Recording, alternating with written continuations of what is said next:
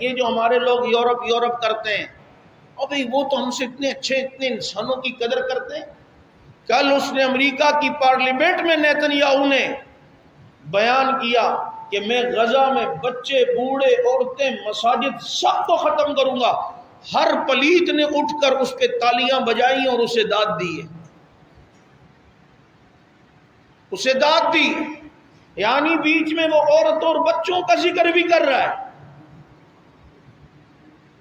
یہ جو یہود ہے، یہ جو یہود کا چربہ ہے، جب وہ مسلمانوں پہ چڑھائی کرتا ہے نہ عورت کا خیال رکھتا ہے نہ بچوں کا۔